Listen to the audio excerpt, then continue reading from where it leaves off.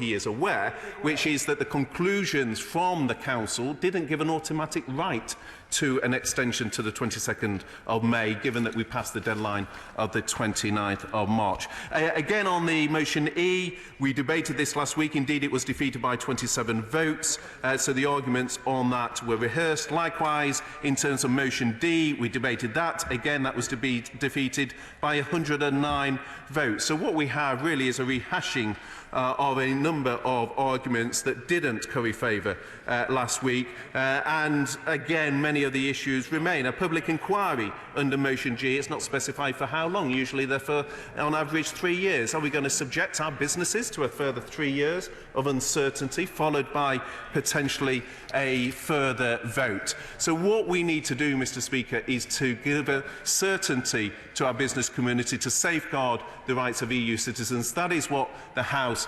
has rejected in terms of rejecting the deal. It's rejected in terms of the withdrawal agreement, and what we see today is a number of motions signed by people who just last Friday rejected the withdrawal agreement, stood on manifestos which contradict the motion before the House, and in essence are saying today to colleagues across the House, vote for a package which includes a part that they themselves rejected just a matter of days ago.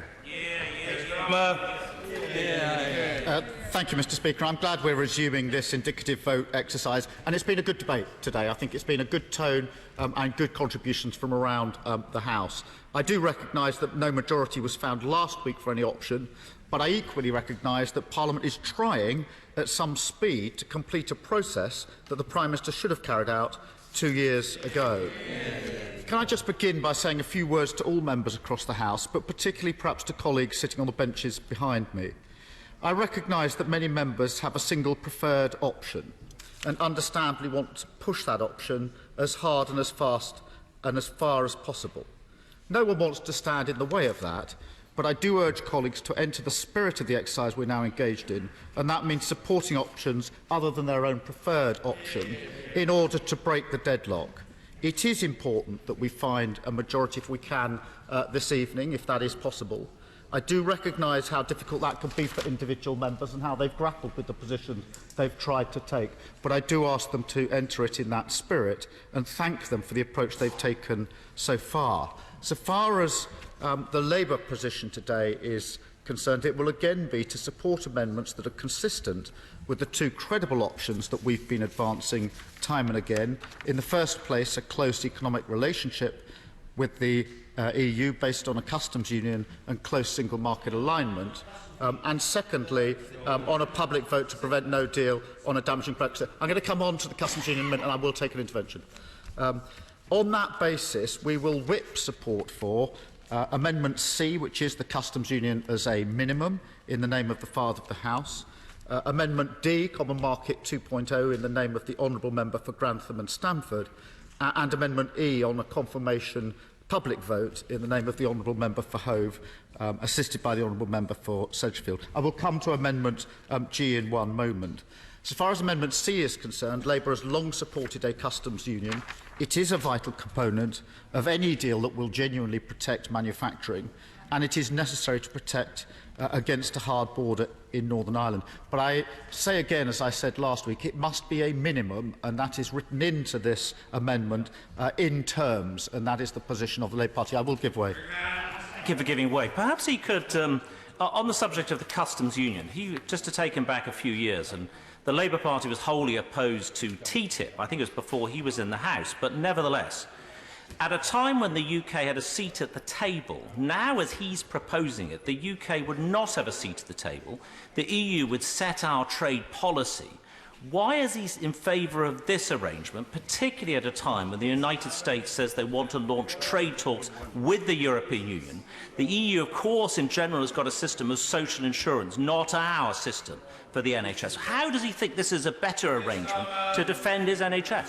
Well, I'm grateful for that intervention. It's a serious point, and before the Labour Party surfaced its proposition for a customs union, we had long and hard discussions with the EU about the sort of customs union that we were discussing. Not the customs union, but a customs union, and we looked at the influence that now is there for EU members and how you would devise a pillar that gave influence to a very close third party. I've stood here many times said that won't be easy, but that's why we've always said a customs union with a say, and it's not something we haven't sought to discuss with the EU, and it's very telling that when we put our proposal to the Prime Minister, the EU were very warm about the possibility of negotiating that. I take the point, but we've addressed that, I hope, in the way that we've approached a customs union.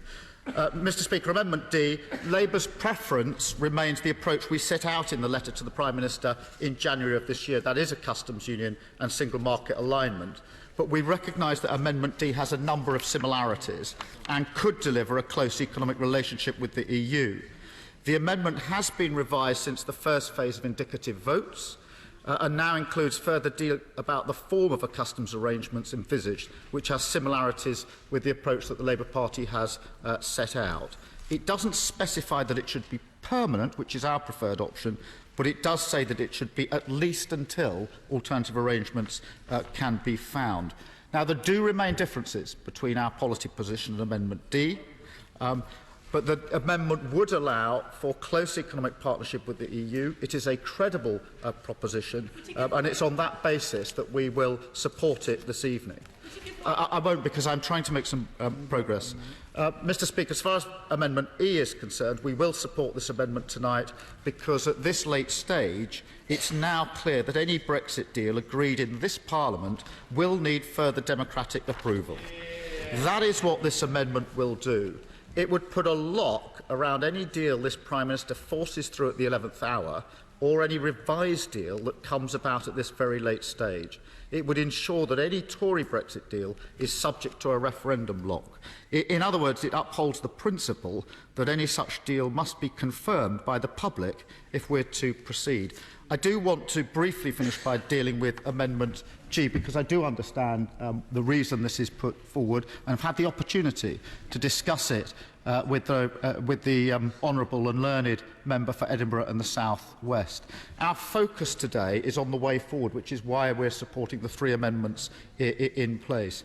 G, in a sense, is a fallback if that exercise fails, and I do therefore understand why it's put forward.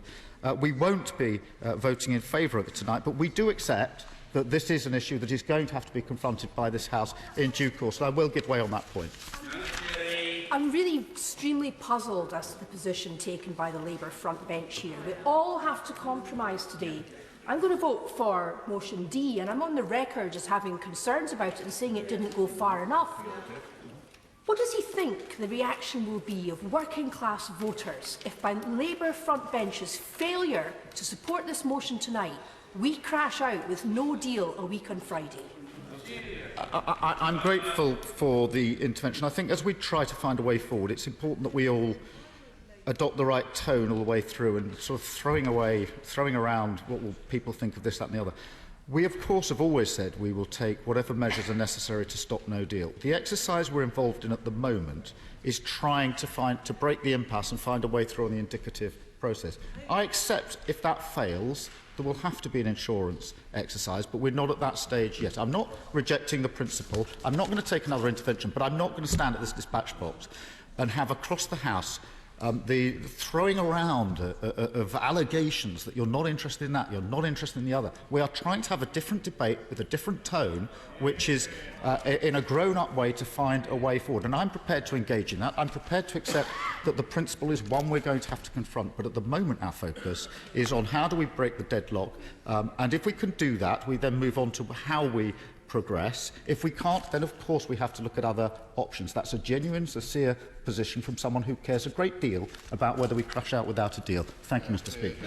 Ed Vasey. I'm very grateful, Mr Speaker, and I just, I want to start with the usual mantra that, of course, I have voted for Brexit 3 times and I have backed the Prime Minister's withdrawal agreement, but I will be supporting the Customs Union and Common Market 2.0 tonight, and I want to make it absolutely clear to anyone thinking of not supporting it that this does not preclude you supporting the withdrawal agreement should it come back as MV4. but it is quite clear that we need a plan B. The House needs to show what it is in favour of if we can't get the withdrawal agreement through. And the reason is because certain elements, sadly in my party, are hell-bent on shoving through a no deal. I read on the cover of the Times, and I apologise to the Secretary of State for putting him in the same category, this morning that 170 Conservative MPs have signed a letter to the Prime Minister, which they've kept secret from all their other colleagues, by the way, so keen are they on debate, calling for a no deal, despite Parliament's resolution.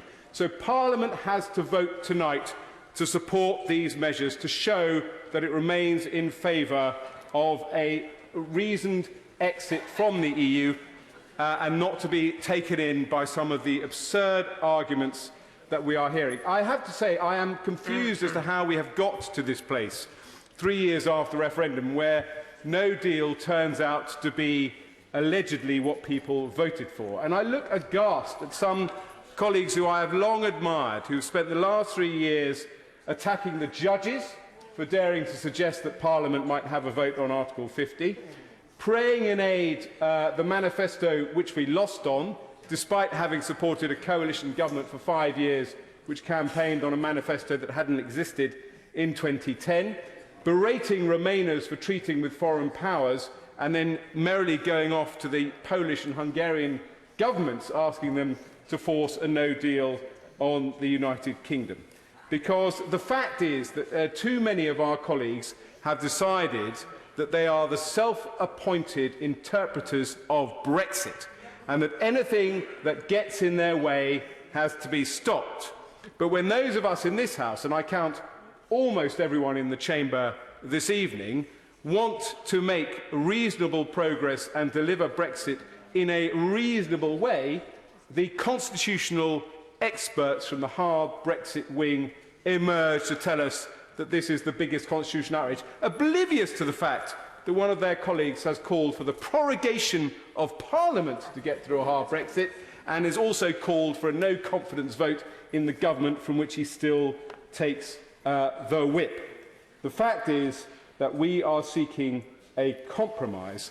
I voted for the withdrawal agreement. It's been supported by Gove, Leadsom, Fox, Grayling, Lee, all people whose Brexit credentials cannot be second-guessed. For those who worry about the manifesto, it accords with the manifesto. But if we can't have the withdrawal agreement, we need a reasonable way to leave the European Union and deliver on Brexit. If you look at what the Brexiteers said during the Leave campaign, Norway was on the table, Switzerland was on the table, EFTA was on the table.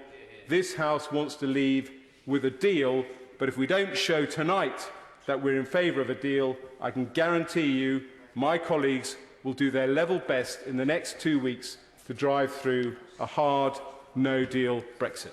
Williams.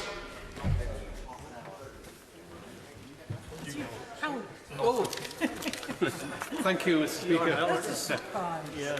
My remarks will be very brief tonight, and I'll be just explaining why Plaid Cymru will be supporting only one option and two procedures as we see potential solutions to this Brexit deadlock. The Prime Minister is insisting on bringing forward the same votes on her botched deal, only for the House, I think, to reject it again, as has happened twice already. So we believe it is essential to hold the people's votes on the final deal. Ultimately, it must be a question of deciding between the arrangements that we know and which have worked well, though not perfectly, for several decades, and what those advocating change can devise. As it is clear, there is no agreement on what that alternative might be, but what was started by a vote of the people must, I think, be ended by a vote by the people. So we will be supporting the motion in the name of the Honourable Member for Hove tonight. The best option for Wales is undoubtedly to remain within the European Union, with our economy heavily dependent on being able to export tariff-free to the European Union. Leaving that union would be damaging for the Welsh economy, and it is our responsibility as Plaid Cymru, the party of Wales, to mitigate this as much as we can, as much as is possible.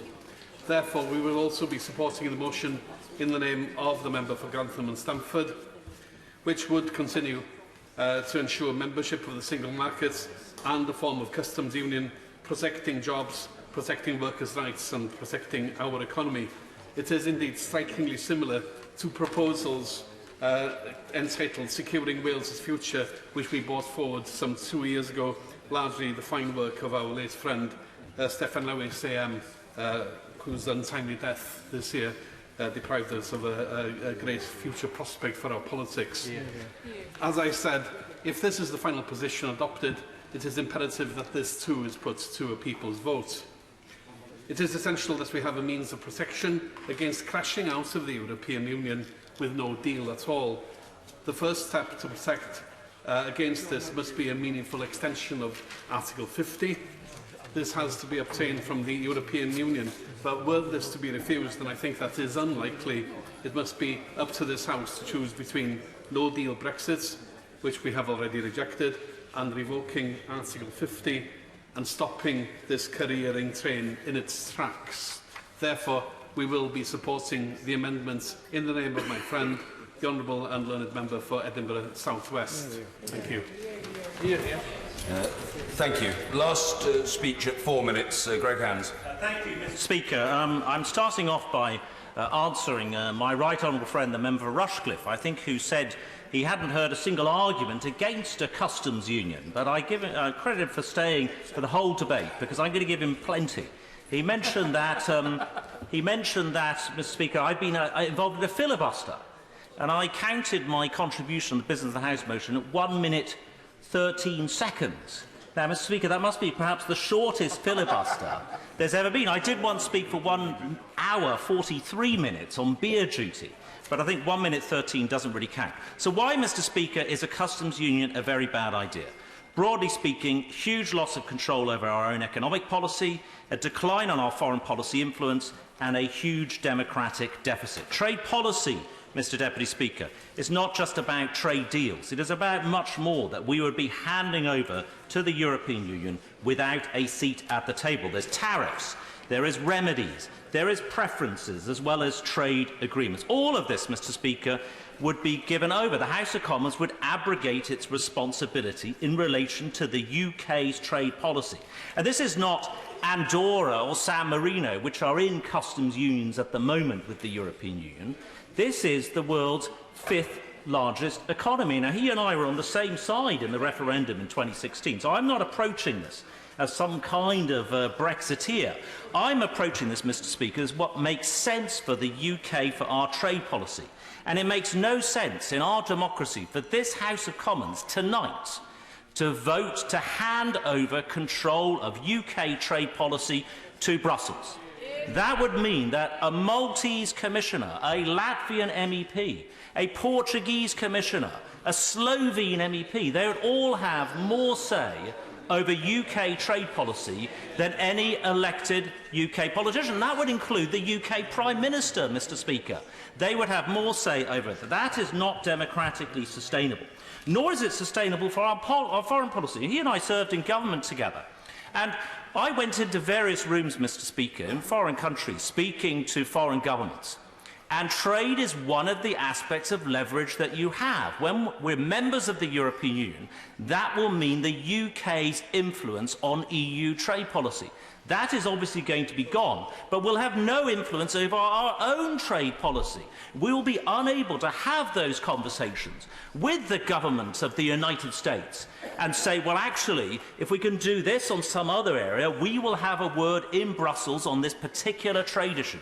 All of that will be good. Well, I'm not, because unlike my right honourable friend, I'll take an extra minute, yes. I get you an extra minute, yeah. I'm very grateful, because I didn't have time to give way to him.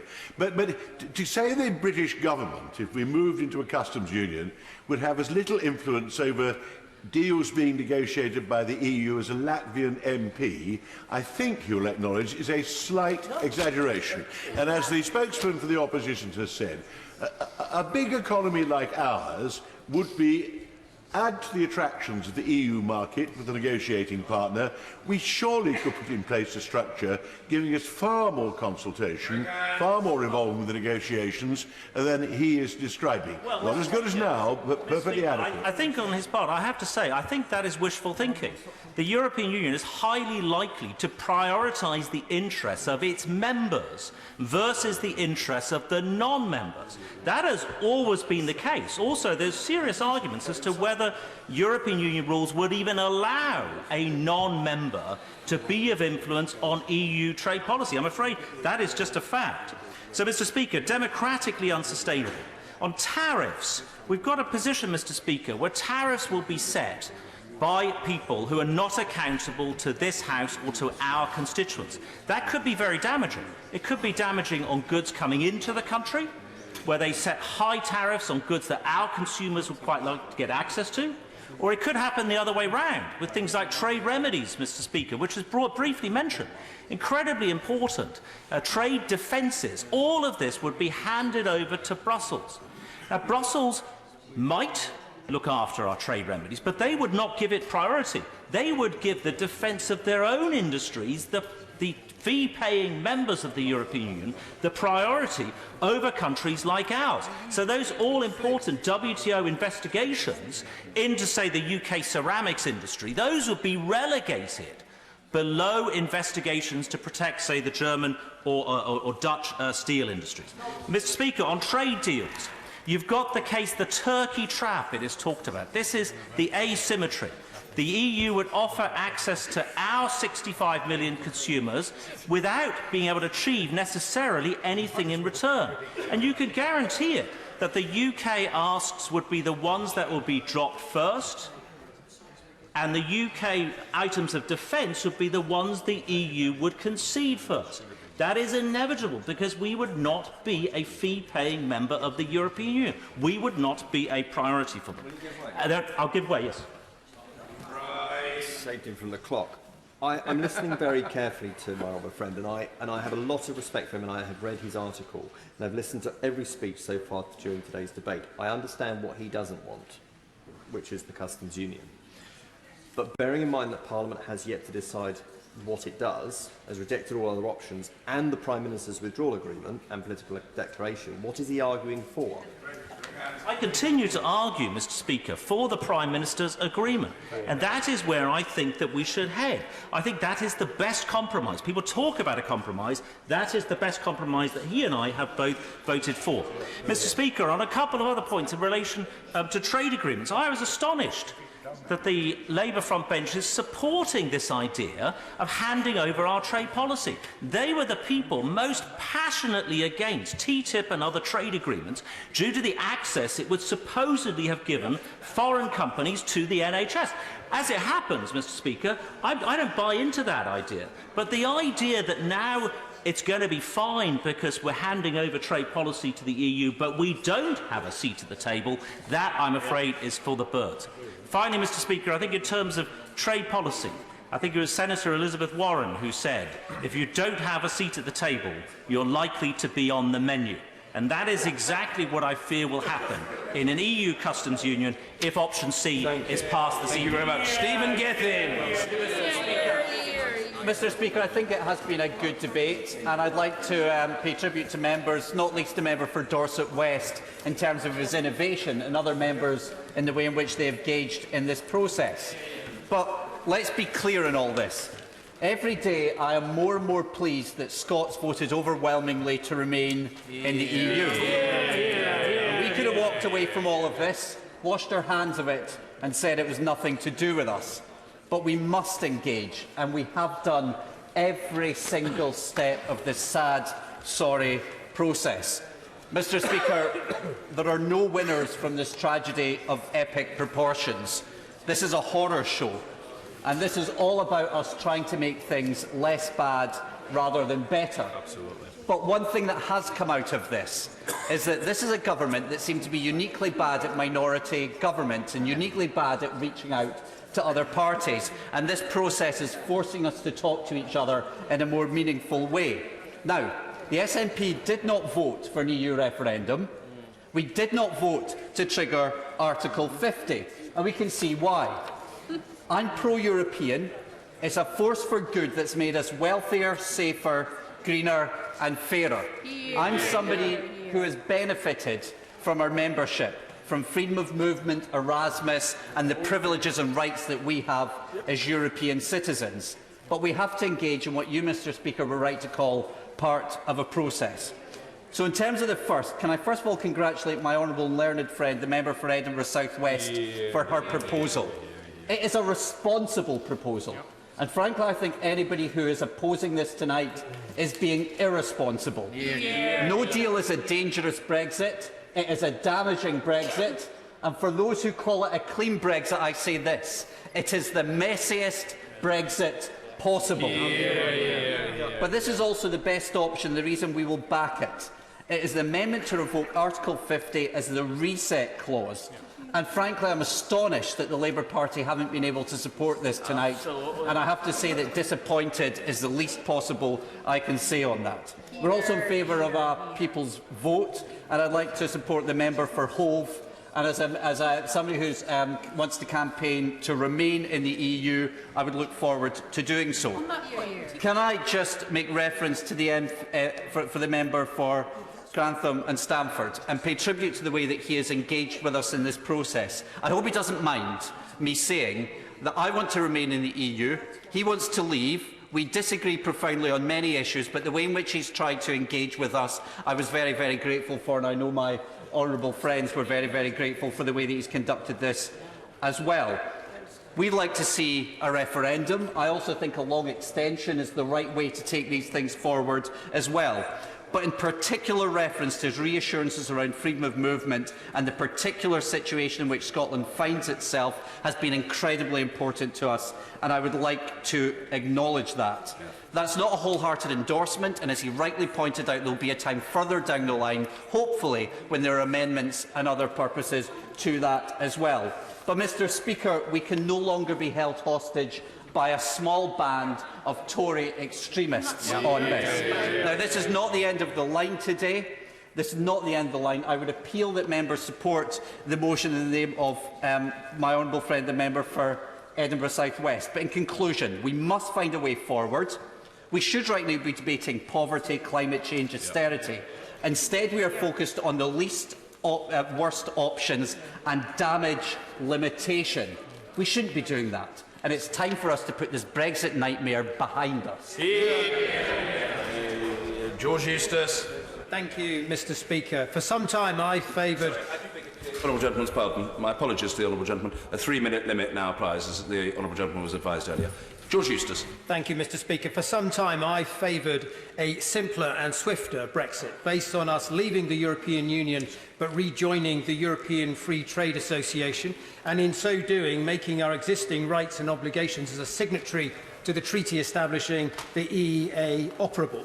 It would mean that we would have no customs union, would have an independent trade policy, would be outside the CFP, outside the CAP, but would accept regulatory alignment to reduce border friction.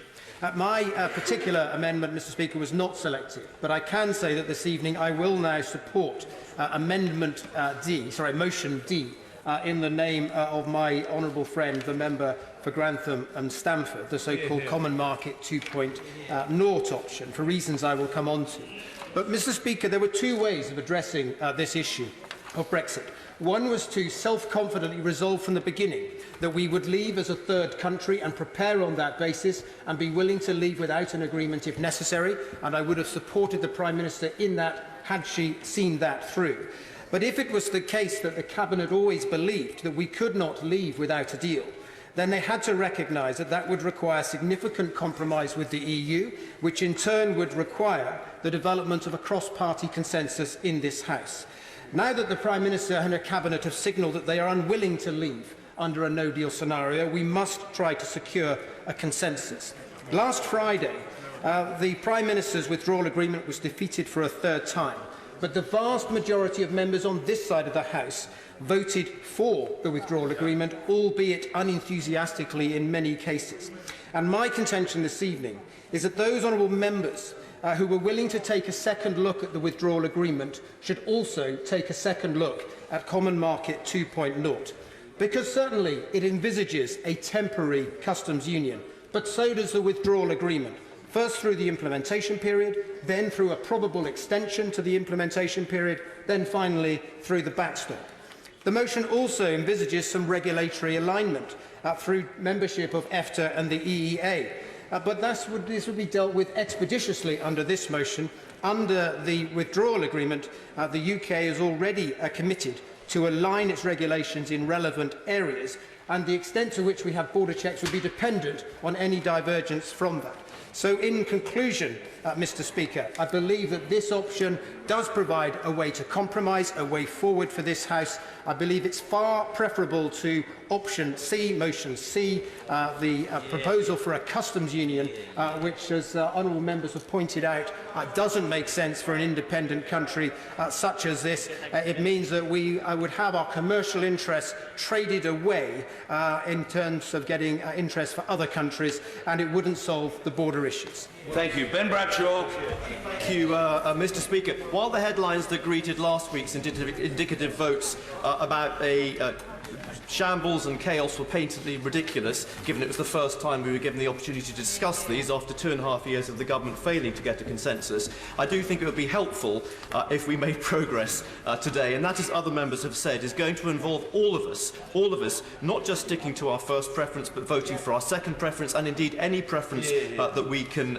live with. And that's certainly something I shall be doing. I shall be supporting Labour's unanimously agreed conference policy in favour of a public vote, and I am also minded to support the motion in the name of the Father of the House. But I do, and other members do, have concern about this and about the length of the extension, because what I do not want to happen is for the Prime Minister to pocket this, add it to her political declaration and take us out of the European Union on May the 22nd. I don't think that would be acceptable. I have similar concerns about the motion in the name of the honourable member for Grantham. It's better, it takes away all the stuff about the free movement of Labour, but it still only has a temporary customs union, and it still could be bagged by the Prime Minister, added to the political declaration, and will be out within a few weeks. I give way to the Right Honourable Member.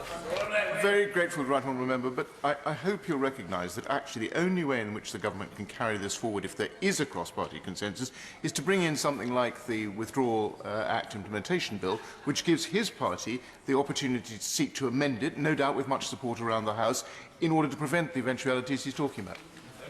I very much hope that he is right, and I do take his point on that. The other point I wanted to make was absolutely to agree with my right honourable member, the member for Derby. My view is that if we get progress today, and if we get a majority on one or more of these options, basing the future of our country on a majority that has been agreed in Parliament among members of Parliament for whom it might not have been their first but might have been their second or third preferences, will not only lack long-term legitimacy, but it will also lack sustainability. It will be impossible for us as a House, or for any government, to take this forward without it being ratified in a confirmatory vote by the British public. And that's why I think whatever happens tonight, we are going to have to accept the principle that the Brexit that is now on offer is so different from the Brexit that was offered in 2016 that it would be undemocratic and unlegitimate not to give the people a final say on it. And I want to say one last thing about the motion in the name of the honourable and learned member for Edinburgh South West. I will be supporting this motion, and as I said earlier, I cannot see any reason for anybody, unless those who actively want a no-deal Brexit, not to support this motion tonight. I'd hoped our front bench might support it. I hope it will on Wednesday if it comes to that. But we have to have an insurance policy against a no-deal, crash-out Brexit. More than 6 million members of our community are demanding it, and I would urge all honourable members on both sides of this House, it's only a recommendation on our side, to vote for this and to do so with enthusiasm. John Stevenson. Thank you, Mr. Speaker. I will be short and to the point. Let's go back to first principles. What was the referendum question about? It was about our membership of the EU. This country decided to revoke that membership, and therefore we must implement that decision. By doing so, we effectively become a sovereign, independent nation. Any sovereign independent nation gets involved in international relations. We do through our membership of NATO, which has obligations and benefits. We are also members of the United Nations, which has responsibilities and also clear benefits, and interestingly, we also make a financial contribution. So as an independent sovereign nation, we will clearly want to enter into free trade agreements. Logic would dictate that we should start with the 30th closest countries which are in Europe, and they are our main trading partners, 55% of our trade. Any agreement we would want: no tariffs, we would want regulatory alignment, a market of 500 million people, some of the richest in the world. We would like agriculture and fisheries to be excluded, and we want to make sure that there was a fair competition policy and state aid rules to be fair to all the participants. What a wonderful opportunity for our businesses, some real benefits for our country. But clearly there may be some obligations, quite rightly there should be. What about payments, contributions? Quite rightly we would make contributions to the actual institutions, we might even make contributions to poorer regions to help them develop. But there would be a very significant saving from the amount we pay in relation to our present arrangements. What about free movement? Yes, we have to accept that there might be free movement, but that's something we may in fact want, because we need employees for our NHS, we want workers during the summer, we want the opportunity to tap in to that sort of employment base that is in Europe. But under this agreement, we would also have an emergency brake, so if circumstances were such that we wanted to curtail immigration, we would be in a position to do so. What about changing the rules? Quite clearly, under any agreement, there would have to be the ability to change rules, and we'd have to accept them. However, we could be right in at the beginning, helping to frame those rules and make sure that they were ones that we could tolerate. But interesting, as an independent sovereign nation, the only way those rules could be implemented would be through an Act of Parliament in this House. No other body could impose those rules upon us. But what if any of this is ultimately unacceptable to us? We might just say we're not going to enact those policies because we are a sovereign parliament and we're not willing to do so. We might enter into a negotiation with those countries and try and see if we can come to some arrangement, or as an independent country we could give 1 year's notice and leave. Mr. Speaker, this is quite clearly, in my view, the best possible outcome. It confirms our revocation of our membership of the EU, but we'd be part of what I consider the best free trade arrangement that there is. Whilst many have lauded this exercise today, I think that we've got to bear in mind that we are having a hurried discussion about a wide range of solutions, when this House at one stage even claimed that the 5 days and all of the committee scrutiny and all of the questions and all of the statements which there was to be in place of the government's proposal was not enough. And yet here we are today, and of course people would say, well, it's not their fault, it's the government's fault, but nevertheless, let's not pretend that we're going to reach a conclusion on the issues before us today with having taken any significant debate on the issue or having scrutinised the issues. As far as the DUP are concerned, we look at all of the options before us on two grounds. First of all, do they deal with the toxic issue of the backstop? And secondly, will they deliver on what people voted for in the referendum? And I've got to say, when I look at the options which are before us, and we've already had the exchanges in the customs union, the customs union option would still not deal in EU terms, and the terms which they have led the issues out in the withdrawal agreement would not deal with the EU's objections to the problems along the Irish border. And as far as the proposal in the name of the member for Grantham and Stamford, that equally would not deal with the issue, because of course, since there is uncertainty about what the future would be in relation to whether we'd stay fully in the single market or whatever, the EU have made it quite clear that where there is uncertainty, they will require that the backstop be in place. And indeed, the withdrawal agreement makes it clear that even if the backstop were to be removed, it could be in all or in part, depending on how they judged what the settlement would be. I will give way, yes, I'll give way. I'm very, very grateful. Does he also recall that actually being in a customs union is not a frictionless state. It would require physical movement certificates on every consignment. There'd be export declarations, import VAT, up to 200 million transactions per annum. That's not frictionless trade. And you know, for those reasons, it does not. The solutions before us tonight do not deal with the backstop. Now, some people would say, well, of course, there is no solution other than staying in the EU that deals with the backstop. I don't accept that. And I don't accept it because, first of all, of current practice, and secondly, because of what the EU have said themselves about what would happen in the case of no deal, where they have argued that they do not need to have barriers along the border between Northern Ireland and the Irish Republic. I think I agree with him that in addition to a customs union, you probably need some small regulation, some modest regulatory alignments, so the open borders existed in Ireland and at Dover. But the regulatory alignment would be the same for the whole of the United Kingdom. And I thought that the DUP's objection to the backstop was it put in place different arrangements for Northern Ireland from the rest of UK, putting a barrier down the Irish Sea. Motion C avoids that. I said there were two criteria.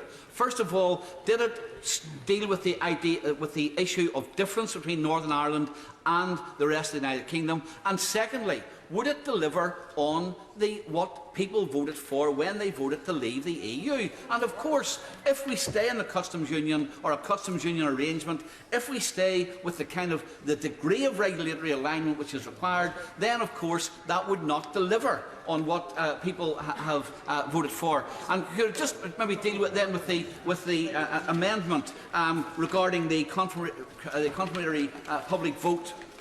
And the option which is emerging here today would be we would put a deal to the people, probably a deal to the people of the United Kingdom based on whatever compromise solution came from this Remain Parliament, or we would vote to remain. Now that, quite frankly, is not a choice. That is not the choice that people, the vast majority of people who voted to leave the EU is concerned. Remain or half remain. People voted the first time to leave. And therefore, even the idea that somehow or other we're giving people a choice is would not be acceptable. And as far as the Scottish National Amendment is concerned, well, I think that it's clearly simply an attempt, because they've made no secret of where they stand in this, that they wish to stay in the EU. They wish to ensure that that situation is provided for, and for those reasons we would not vote for that amendment either. So tonight we will not be supporting any of these arrangements. One, because they do not safeguard the issue of the Union, and two, because they do not deliver on Brexit. Alphon. Common Market 2.0 is a strong Brexit, a workers' Brexit, a no backstop Brexit, and a Eurosceptic Brexit. We'd be out of the political union, out of the common fisheries policy, out of the farming policy, out of home affairs and taxation. We'd leave the jurisdiction of the ECJ and regain our sovereignty and take back control. And we would not be rule takers. Sitting on the EEA Joint Committee, we can delay, adapt or derogate from any single market law or directive. EFTA states have secured over 1,100 derogations and adaptations. Norway and Iceland alone have derogated from EU law on more than 400 occasions between them. We'd have much greater involvement in the law-making process, with the right to be consulted on any new EU single market law. Of course. I thank my right honourable friend for giving way, and I'd like to congratulate him and his colleagues for the intelligent work that they've done on promoting Common Market 2.0, and to other right honourable members for the debate today and the sensible compromises which have been brought forward. Would he agree with me, Mr. Speaker, if you'll just bear with me, would he agree with me that it would be much better for all concerned if this was properly discussed by this House 2 years ago to help shape our negotiations with the EU? Well, my honourable friend is right, and of course hindsight is a wonderful thing. Now, furthermore, under Common Market 2.0, the UK would regain its seat at global bodies such as the WTO, so we'd be able to shape the global standards that are the basis for many EU and EEA laws. And as an EFTA member, we take back some control over immigration. Article 12 of the EEA agreement gives us important safeguards that would allow Britain to unilaterally take appropriate measures. And Article 28.3 would allow us to apply brakes on grounds of public policy, security or health.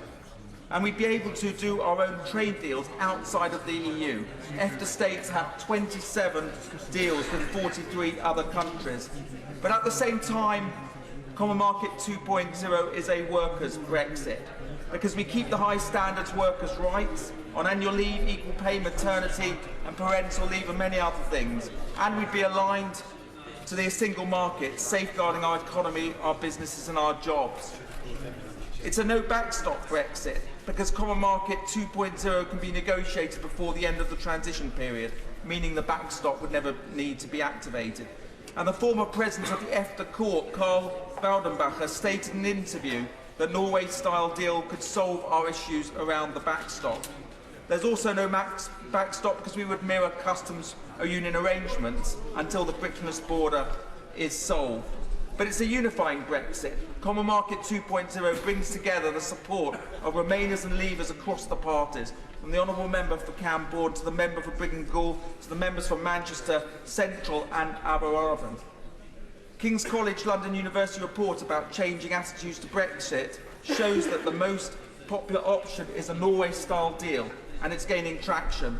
Since 2017, support for EFTA has increased to 43%, and among Leave voters, 34% opted for EEA option in 2018, up from 24% in 2017. It's been supported in the past by many principled Eurosceptics. I won't give way because there are a lot of others who need to speak. Just in conclusion, Mr. Speaker, the government said last week that we leave the European Economic Area automatically when we leave the EU. Yet in a January 2017 application for a judicial review of exactly this issue, the government conceded in court at paragraph 16D of its legal submission that the legal position argued by the applicant, Mr. Adrian Yallen, that we do not leave the EEA automatically, but by giving an Article 127 notice was in fact correct. And the government's legal submission states, for the avoidance of doubt, the Secretary does not rely on Article 126 as giving rise to the termination of the EEA agreement. So this is an agreement that could, Common Market 2.0 is a Brexit that can unite the Conservative Party, unite the country, unite Parliament. It's a Brexit that is for everyone. A 2-minute limit now, please. Lucy Powell. Thank you very much, Mr. Speaker, and it's a pleasure to follow my friend, the member for Halfon. He and I actually come at this. Halfon, sorry. He and I come at this from very different perspectives. I represent a constituency that voted Remain, and I campaigned for Remain, but we have reached some of the same conclusions, although we come at it from a very different place. And I think that's what today is about. It is about that spirit of compromise, that spirit of trade-off, and that spirit of working out what it is that each of us can actually live with, not what we would prefer, our preferred option. I'm going to vote for all the options on the table today, even though I'm sceptical about some of them.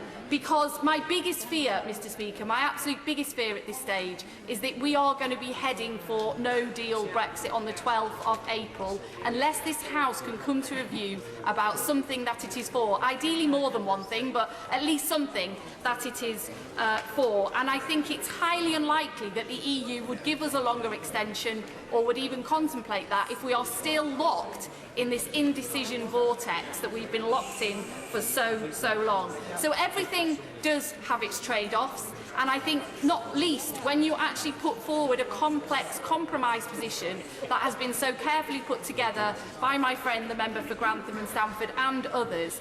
It's very easy to take target at different points in that, to say I'm against that little bit, I'm against that little bit, and therefore I'm not going to vote for it. Nothing is perfect. Everything is about trade-offs. So I would just, again, as I did last week, say to colleagues that we just need to all hold our noses about a number of things we might have concerns about, because we have to break this deadlock before we crash out a week on Thursday with no deal.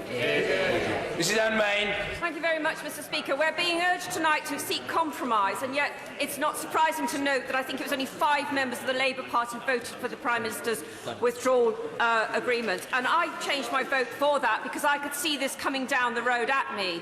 It's a very imperfect beast, and I've had a lot of criticisms about it. But tonight's vote shows you I don't wish to vote for any of the options on the table, but I'm asked to choose one.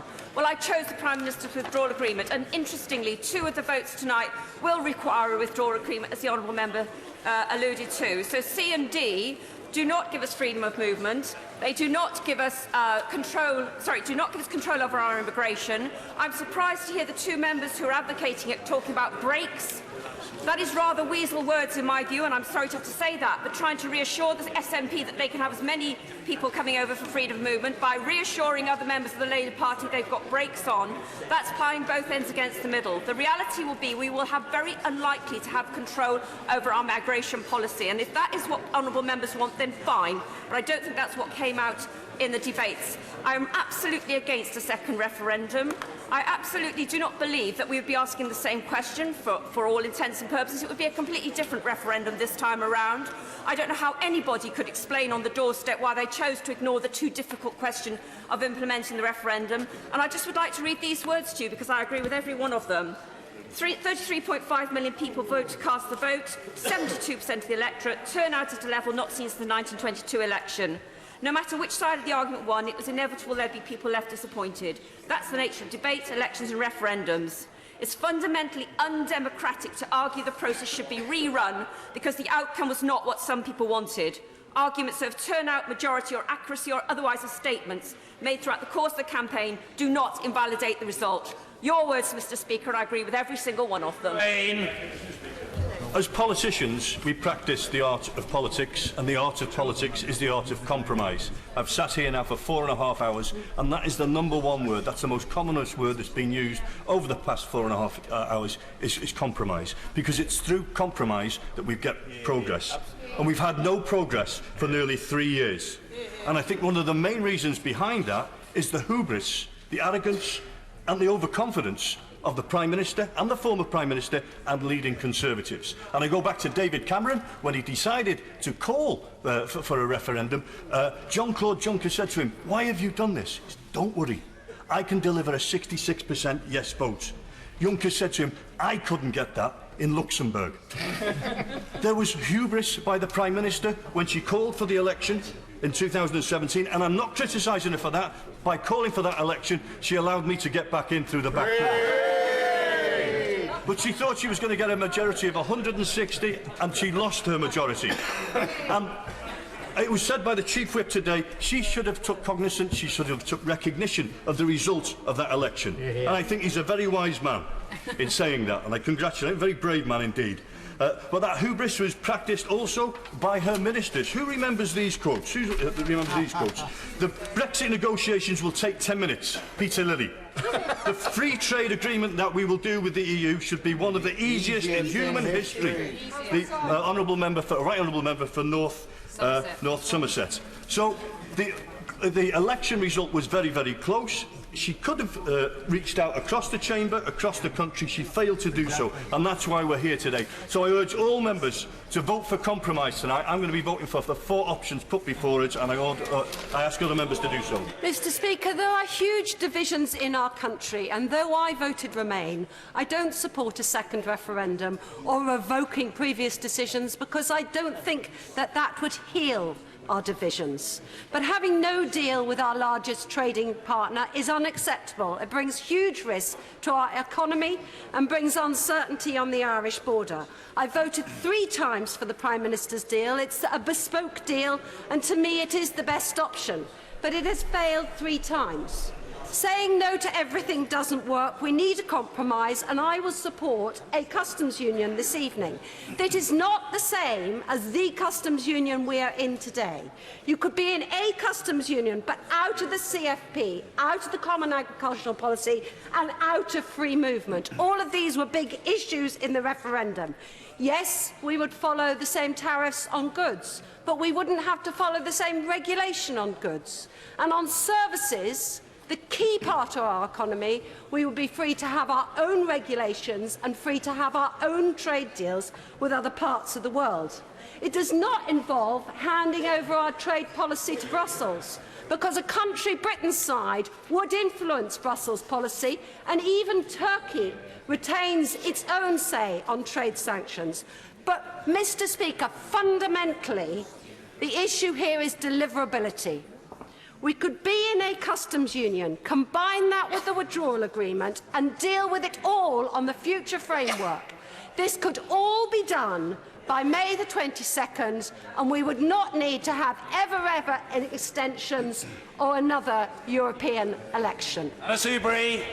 Mr. Speaker, and it's a pleasure to follow the honourable member for Chelmsford, and there, I suggest, is the real rub of what is going on, or the danger we face tonight if we don't look at what's behind what seems like a lot of sensible compromise, because my real fear is whatever we vote for, unless it's E and G, which I will vote for, then the government will, as the honourable member for Exeter put it in the bag, put forward yet again for another vote the Prime Minister's withdrawal agreement, and slip into the political declaration either the customs union or the so-called common market too. I won't vote for the customs union because it doesn't deliver the frictionless trade that our manufacturing section desperately needs. And my concern about option or motion D is exactly that.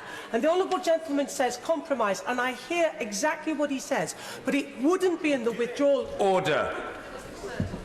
Thank you. Colleagues, voting forms are available from the vote office and in the division lobbies. Voting, as colleagues will know, is about to start at the end of this statement/announcement and will continue for 30 minutes from the moment it starts. I'll repeat now what I said the other day for the avoidance of doubt and for the sake of clarity. The forms look very similar to deferred division forms, except that they're blue, and they will list the title and letter of the selected motions. The text of the motions is in the order paper. Colleagues, members with surnames from A to K should hand their forms in the I lobby at the relevant desk for their surname, and members with surnames from L to Z should hand in their forms in the No lobby at the relevant desk. As with deferred divisions, members may not, I repeat, members may not vote aye and no to the same motion. If this happens, the vote will not be counted. As with deferred divisions, members may not hand in forms on behalf of other members. Each member must hand in his or her own form. Members with proxy votes in operation will need to get their nominated proxy to hand in their form. A short note is available in the vote office confirming these arrangements. I will announce the results in the chamber as soon as they're ready. Those results will be published in the same way as deferred divisions on the Commons Debates website and app, and in Hansard, showing how each honourable member voted on each motion. Voting is due to start now, and colleagues have 30 minutes to cast their votes. The sitting is suspended. Order, order.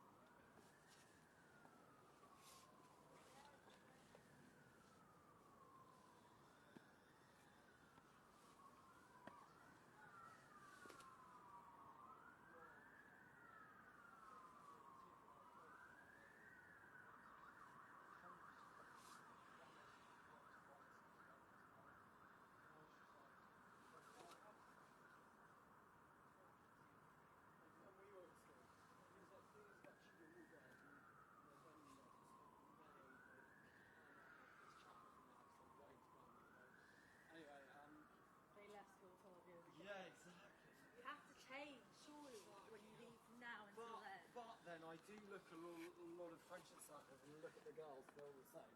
Daisy and her mates, who are all actually exactly the same. It's self-entitled, like, spoiled nature compared to other girls who are different.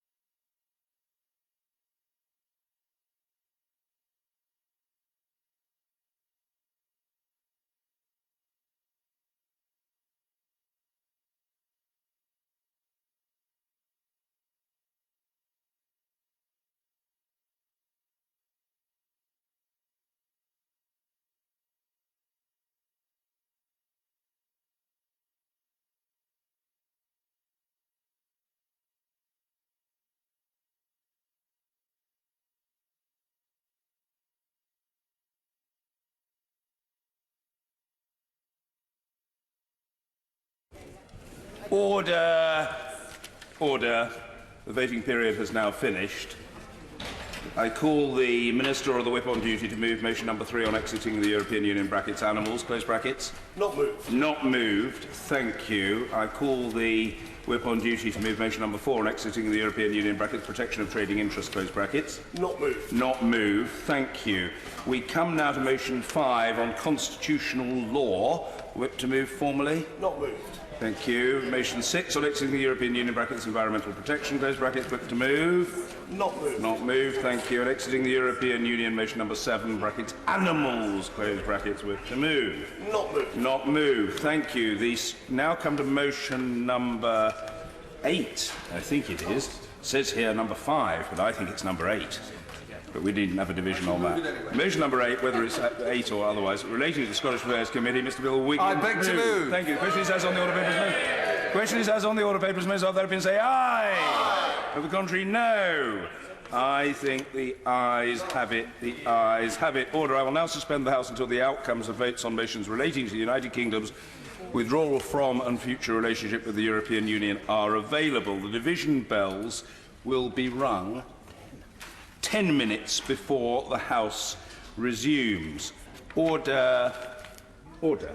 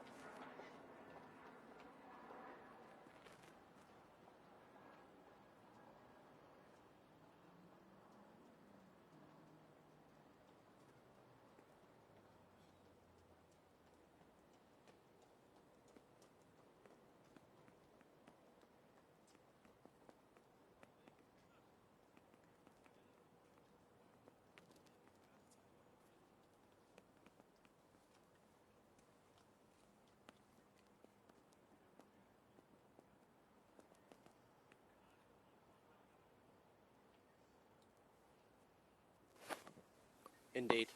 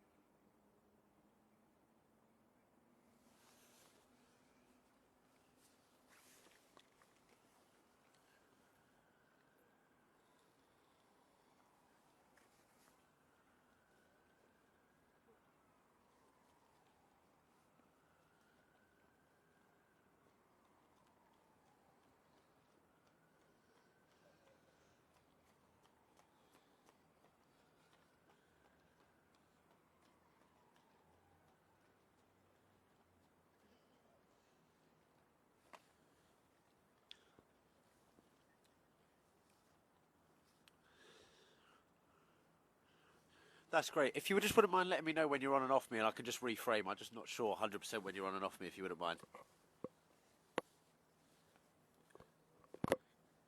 Because I saw you just took that crash, because I've got off air here, but I'm obviously on a delay. So if you could let me know when you're on and off me, that would be great.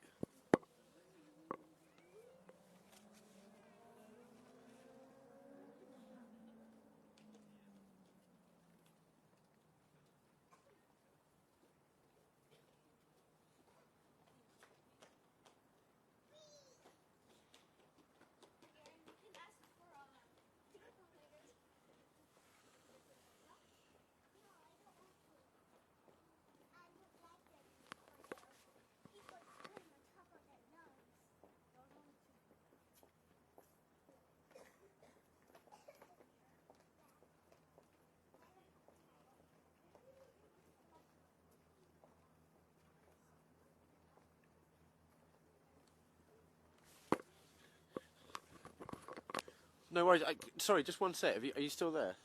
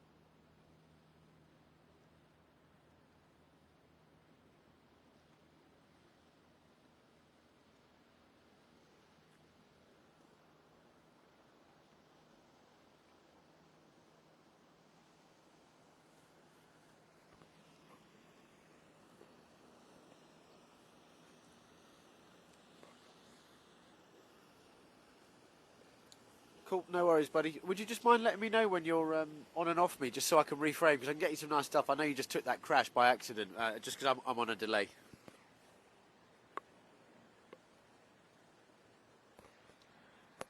No, that's fine. No worries, buddy. No worries.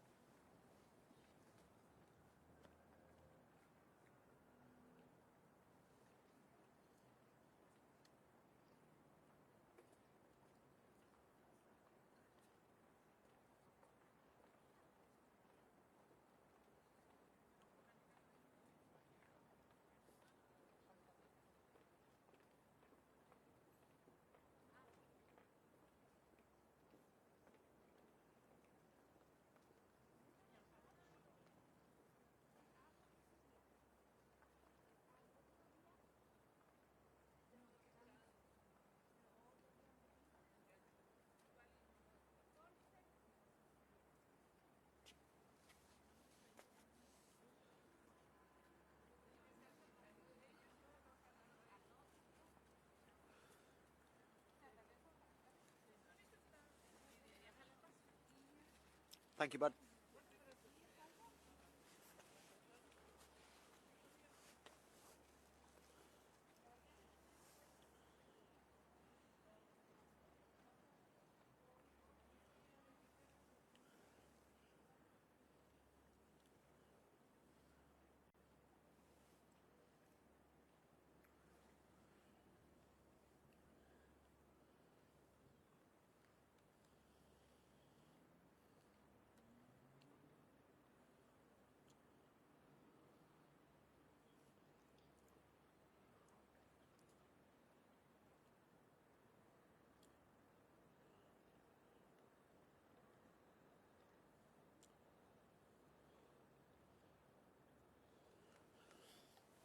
Thank you.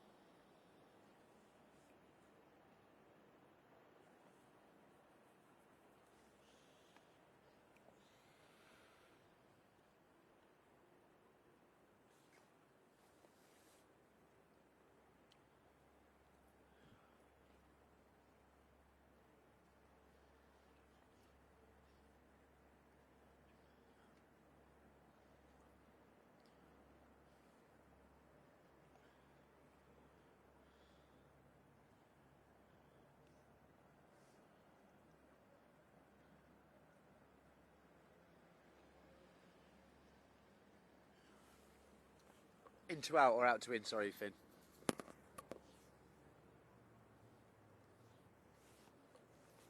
Agreed, yeah, if that's cool with you.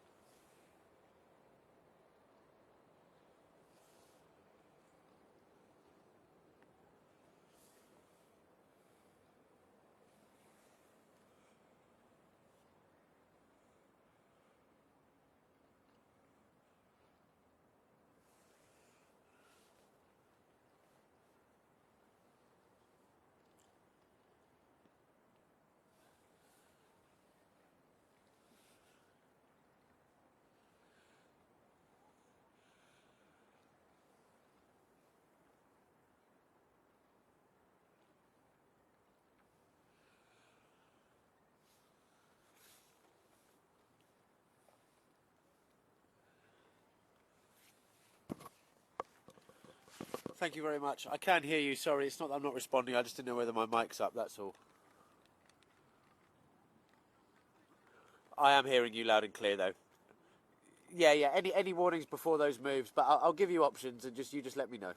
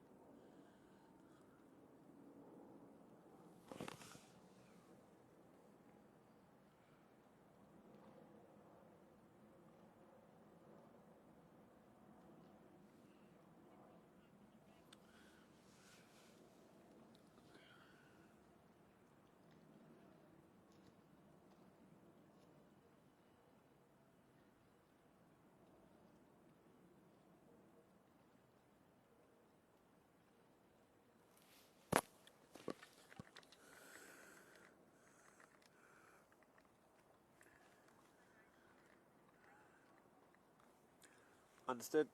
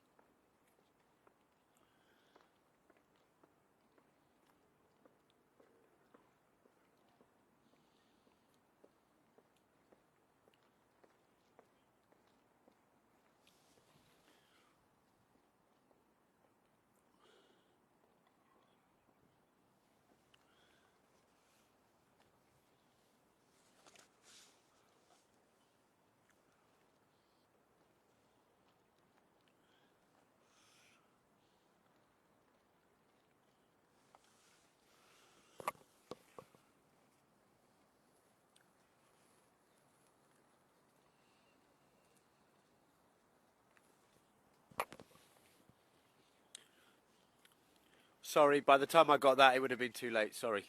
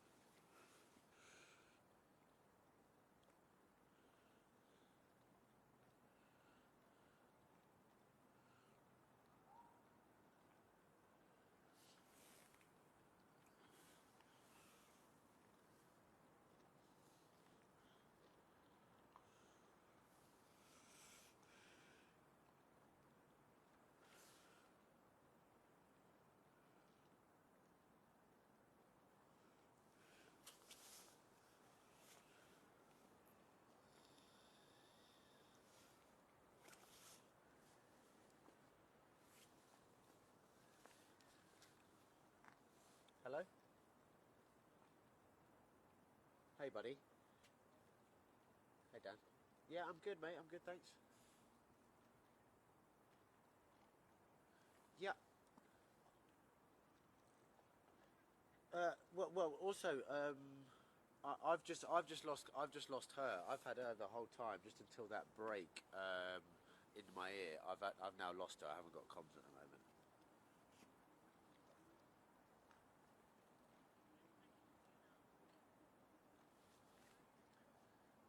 Hello. I've got her back now. I've got her back. Okay, I'll call you back, Dan. Call you back.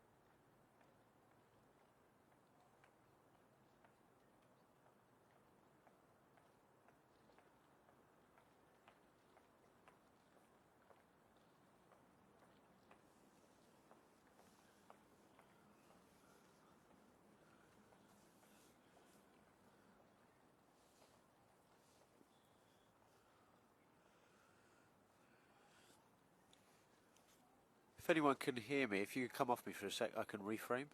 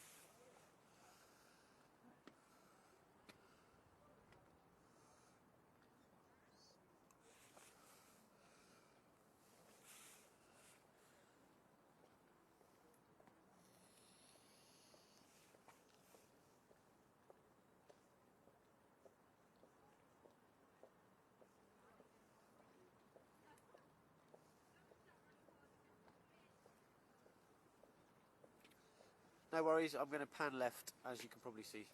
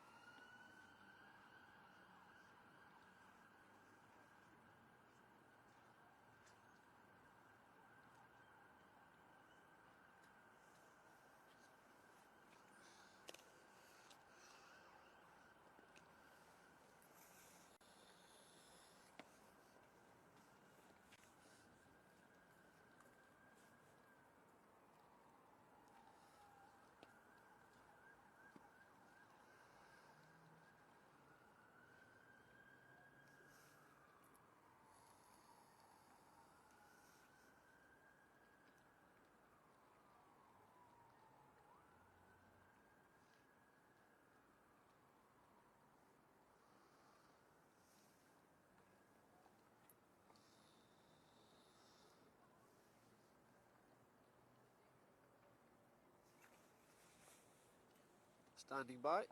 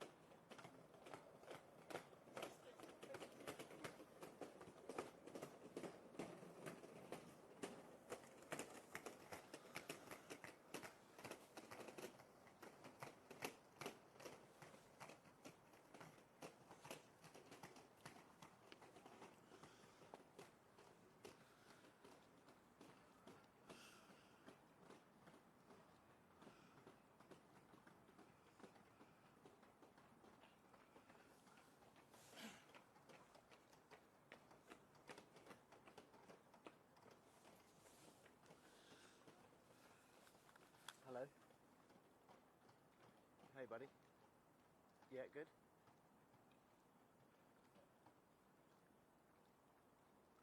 Yeah.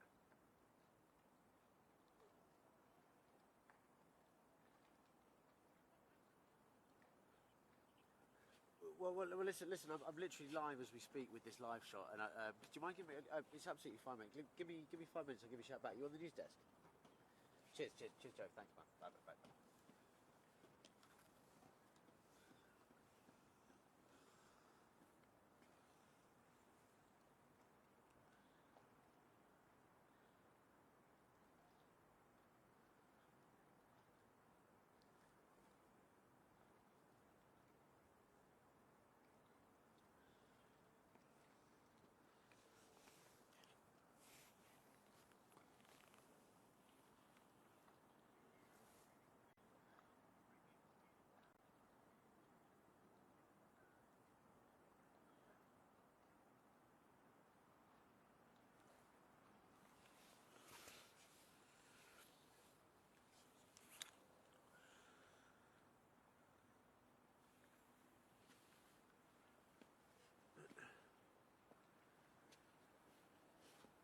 Joe, hi, it's Adam. Sorry, mate, I was literally just on that till the break.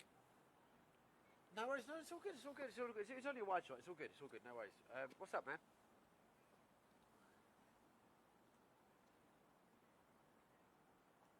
Yeah. Yeah.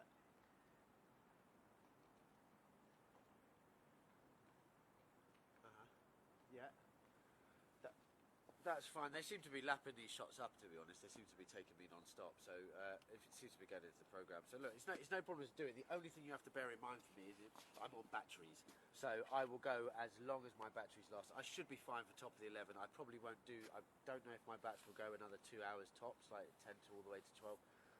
So as long as everyone understands that, I've been live since 6. So as long as everyone understands that, but top of the 11 should be fine. But I will just keep you updated on batteries. But I should be okay. They're all fully charged, so I've still got a couple. But that's my only downside, really. But I'm happy to stay on. It's fine. No worries. Yeah, I'll give you a shout sort of after the 11, after the top of the 11 or whatever. Yeah. Cheers, Joe. All right, man. Bye.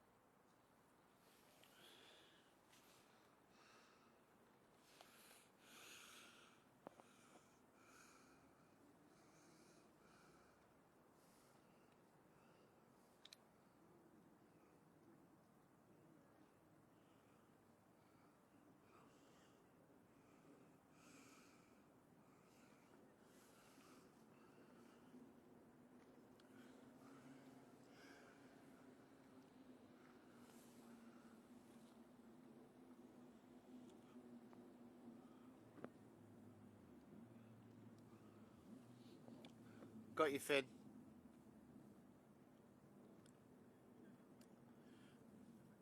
So this way here, yes.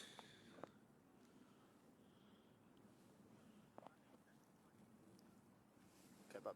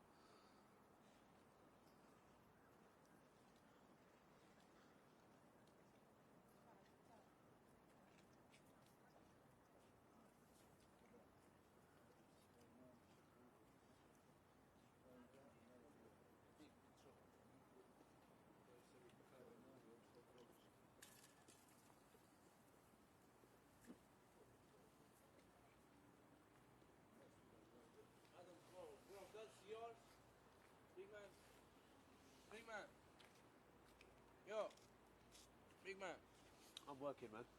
Sorry. It's yours? Yeah. Was there on the floor, man. Over there, was it? Yeah, it was Okay, there, man. thank you very much. Yeah. Thanks, man. Thank you.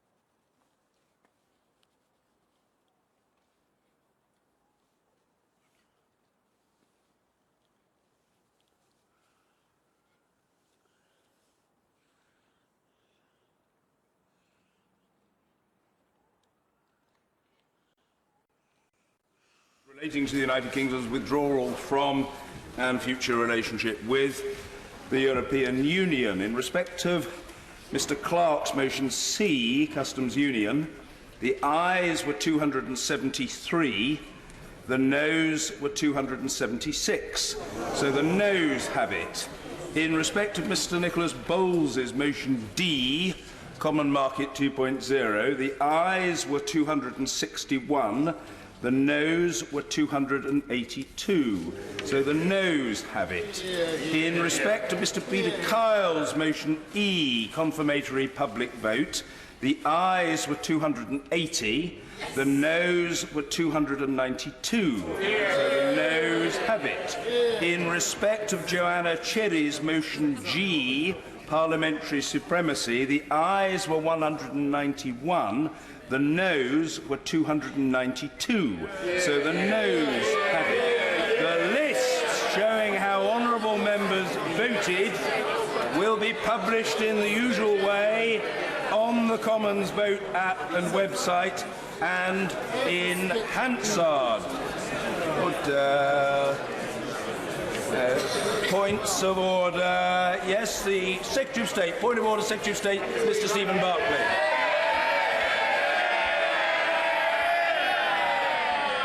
Point of order, Mr. Speaker. This is now the second time the House has considered a wide variety of options for a way forward. It has once again failed to find a clear majority for any of the options. And yet the result of the House's decision on Friday not to endorse the withdrawal agreement means that the default legal position is that the UK will leave the EU in just 11 days' time. To secure any further extension, the government will have to put forward a credible proposition to the EU as to what we will do with that extra time. This House has continuously rejected leaving without a deal, just as it has rejected not leaving at all. Therefore, the only option is to find a way through which allows the UK to leave with a deal. The government continues to believe that the best course of action is to do so as soon as possible. If the House were to agree a deal this week, it may still be possible to avoid holding European parliamentary elections. Mr. Speaker, Cabinet will meet in the morning to consider the results of tonight's vote and how we should proceed. Thank you, Secretary of State. Point of order, the Leader of the Opposition, Mr. Jeremy Corbyn. On a point of order, it's disappointing that no solution has won a majority this evening. But I remind the House that the Prime Minister's unacceptable deal has been overwhelmingly rejected 3 times. The margin of defeat for one of the options tonight was very narrow indeed, and the Prime Minister's deal has been rejected by very large majorities on 3 occasions. If it's good enough for the Prime Minister to have 3 chances at her deal, then I suggest that possibly the House should have a chance to consider again the options that we had before us today in a debate on Wednesday, so that the House can succeed where the Prime Minister has failed in presenting a credible economic relationship with Europe for the future that prevents us crashing out with no deal. Thank you to the Leader. Yes, point of order, Mr. Ian Blackford. Thank you, Mr. Speaker. It would indeed be an outrage if the government sought to bring back its deal. It really is about time that the government accepted reality, that the deal that the government put forward has been defeated 3 times, with the largest defeat in parliamentary history. Mr. Speaker.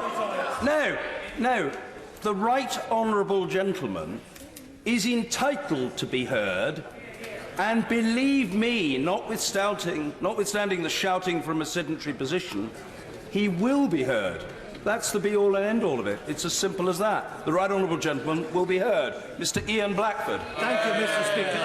I acknowledge that I'm disappointed that tonight that we haven't won with revoke, with having a people's vote and a single market customs union. But the reality, Mr. Speaker, is that these votes on 2 occasions have won by a very small number. And we need to try and see where we can find consensus and work together.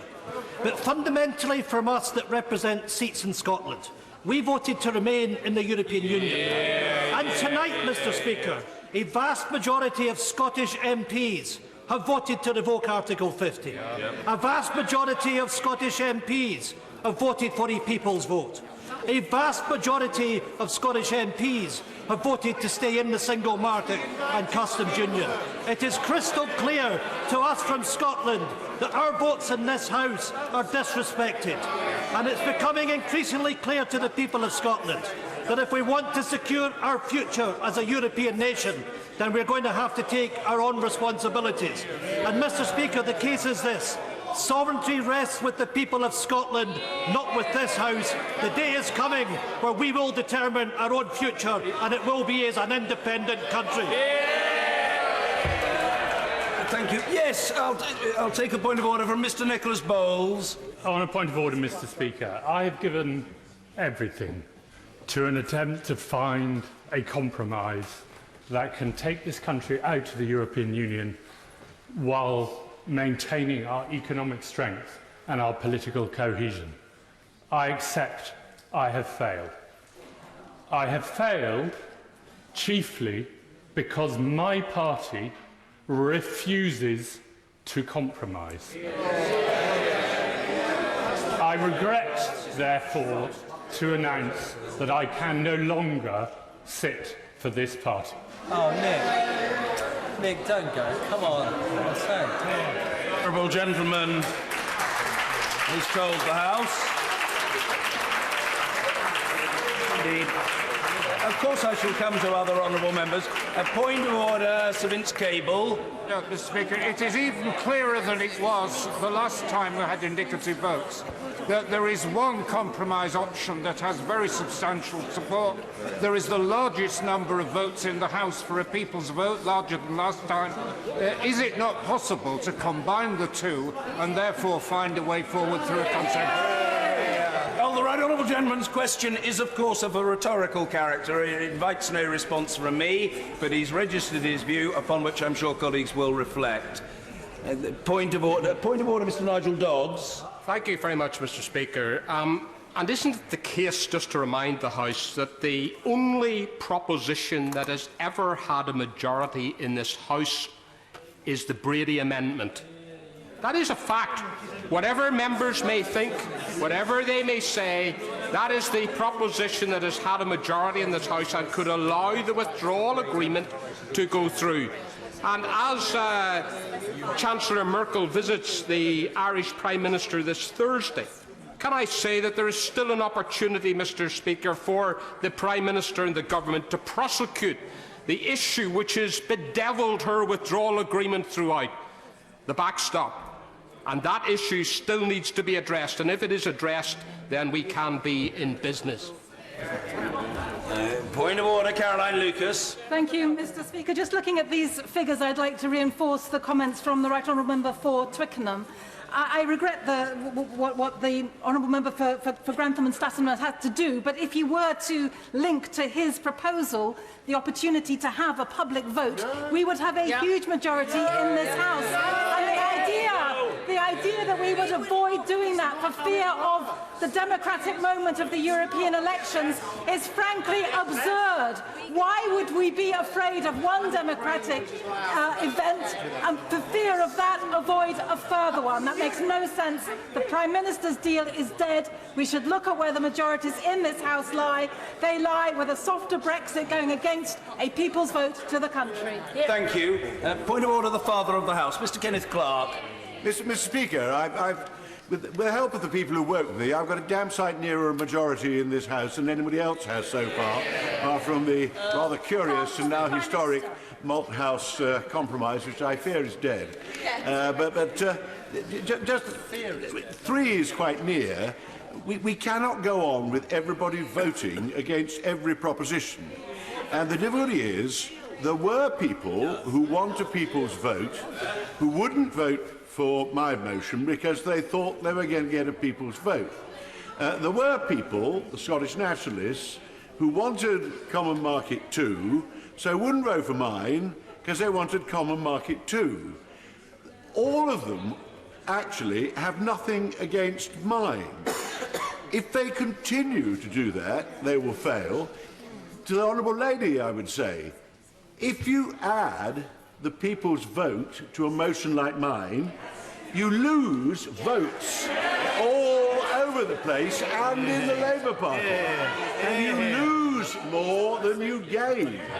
They should actually accept that they haven't got a majority yet for the people's vote and vote for something which they have no objection at all to as a fallback position. But that, Mr. Speaker, is politics, and I sometimes think that this particular Parliament that I find myself sitting in is not very political at the moment, and it is confounding the general public. Thank you. Point of order, Anna Soubry. Mr. Speaker, what you don't know is that there was an effort made a week ago to put forward composite motions. And unfortunately, despite the efforts of a number of us, that was resisted. However, as the Father of the House rightly identifies, there is undoubtedly, and that's why it's a 3-stage process, a way of getting this together. the honourable gentleman would let me just explain. The reason why, as the father of the House knows, many of us couldn't support the customs union was because it didn't have the regulatory alignment, which I must say, the Labour Party, who unfortunately didn't get round to tabling anything today. But if we put the customs union, regulatory alignment and a people's vote together, the honourable member can then vote against it. But if you look at the figures, and if I could have the honourable gentleman not yelling in my ear, there is every chance on Wednesday we can find a compromise. And Mr. Speaker, the other thing that needs, yes, but it needs to be said, I am very upset, as I'm sure many others are, at the honourable member for Stamford and Grantham, who is a fine champion for his community, to making the decision that he has made. But he's wrong, because he has been right to do what he's tried to achieve. And the reason his motion failed was because it didn't have the longevity of being in the withdrawal agreement. And on that basis, again, a compromise does exist that can get a majority. Thank you. Point of order, Dr. Julian Lewis. On a point of order, Mr. Speaker, can I, within the rules of order, just point out that a clear majority of Conservative MPs, no fewer than 159, including tellers, voted a week ago that we should leave the European Union without a deal. So I find it very strange that everybody assumes that because of the House's position as a whole, that this cannot be a way forward, because if it was always going to be left to the House of Commons, dominated as it is by Remainers, to have the final say, there was never any hope for a referendum to achieve anything whatsoever. The right honourable gentleman has made his own point in his own inimitable way, and he gives every indication of being well satisfied with his prodigious efforts this evening. Point of order, Mr. Hilary Benn. Thank you very much, Mr. Speaker. The consequence of tonight's votes is that the House has voted in favour of nothing, and as a result, in 11 days' time, the United Kingdom will leave the European Union without an agreement unless the Prime Minister, who's just left the chamber, acts. One of the things we have now voted 3 times to tell the Prime Minister is that we will not accept leaving the European Union without an agreement. The last time by 400 votes to 160.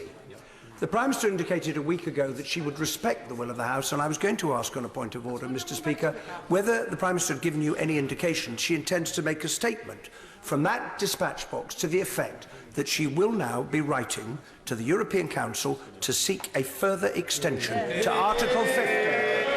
The short answer to the right honourable gentleman is that she has given me no such indication, and I have received no such indication from any other minister. Indeed, we've just had the results of the votes. I have announced them only a matter of minutes ago, and there has been no communication to me from government ministers. But if that were to change, I would, of course, notify the House, or it would become apparent to the House ere long. Point of order, Vicky Ford. Thank you, Mr. Speaker. On a point of order, it's probably worth recalling that last Friday the withdrawal agreement, as negotiated by our Prime Minister, achieved more votes than any of the options we voted on today. Requires no response, but I'm grateful to the honourable lady. Point of order, Mr. Peter Kyle. I think that now is the time for a little reflection and humility. I would have expected a little more humility from the Brexit Secretary in his statement, because when it comes to the need for a majority, we are all in this together, and that includes government too. The bottom line is, from the last 2 sessions of these indicative votes, the proposition that myself and the member for Sedgefield have offered has come top, and tonight came within 8 votes of his own proposition. The proposition put forward by government is now not the case. If there is not a majority for anything outright, Mr. Speaker, we have to start looking to see how minorities in this House can be brought together in order to get the blockage that is within the House of Commons sorted, so that we can move forward as our politics can move forward, the Commons can move forward, and our country can get the resolution it needs. Mr. Speaker, can you help guide us how government can start acting with humility, reaching out and working with those of us with propositions rather than sticking to its guns? Well, the Honourable Gentleman, I fear he invests me with powers I don't claim to possess. It's late at night. I think we have to await, as Macmillan used to say, events and see what transpires tomorrow. And God willing, I shall be in my place, and I will always seek to facilitate the House, which it's the responsibility of the Speaker to do. But I can't say with any confidence what will happen, and in that respect, I think I'm frankly not in a minority. I think most colleagues would say with confidence that they don't know what is to follow. Point of order, Sir William Cash. Thank you, Mr. Speaker. I thought in the light of the words blockage that was just used, and the suggestion that somehow or other there is something wrong with our democratic system, could I just simply say this, may I, as a point of order, just to recall the fact that Section 1 of the Withdrawal Act 2018 quite clearly states as a matter of law that the European Communities Act 1972 is repealed on exit day, and if that exit day happens to be April the 12th, so be it. That is the law of the land. That is something which we ought to hang on to, because that is the anchor of the referendum for which the British people voted. Honourable Gentleman, he's represented his own position correctly, and I know that because I've heard the Honourable Gentleman make that point with comparable eloquence on several occasions. Whether he has entirely fairly characterised the position of the Honourable Gentleman, the member for Hove, I don't know, but the Honourable Gentleman, member for Hove, will doubtless study the official report and make his own assessment. Point of order, Mrs Ellen Goodman. Thank you very much, Mr. Speaker. This is obviously a very disappointing evening for all of us. Unlike some of the other people who've made points of order, I'm not going to promote the merits, great though they are, of the motion put forward by the Father of the House. But I just do want to point out that the government has an opportunity tomorrow to bring something forward to resolve this. The House has another day on Wednesday, and we might consider how we best use that, perhaps by looking at some different way of addressing these problems. We've got the time booked, so although this is desperate and last minute, this is not the end. Thank you. I'm grateful to the Honourable Lady. Point of order, Sir Peter Bottomley. Mr. Speaker, this point of order may involve you. The most popular, the motion which had the greatest number of votes was E on the confirmatory public vote. Although that, as my honourable friend has pointed out, was fewer than the number of votes for the Prime Minister's deal on Friday, can I invite you to consider whether you would get party leaders together to see whether those two can be put as a run-off with a free vote across the House? Always reflect on points that colleagues make to me, but I'm not anticipating what might happen in days to come. The Honourable Gentleman's made his own point in his own way. I didn't mean it in any unkind or discourteous sense, but it's a point I've heard floated in parts of the popular prints in recent days, but that doesn't invest it with a validity which it might otherwise lack. Point of order, Mr Gareth Snell. Thank you very much, Mr Speaker. I profess myself upset that the Father of the House's motion came within 3 votes, particularly given that 5 members of my own party who profess to want a softer Brexit voted against it and could have made a decisive impact on tonight's decision. However, Mr Speaker, what I would ask of you is, given, as the point my friend from Bishop Auckland has made, we are having this again on Wednesday, are you able to give us any early indications of what procedure on Wednesday will look like, when motions can start to be tabled, and whether there will be a new way of looking at this in order to see if we can come to some conclusive outcome?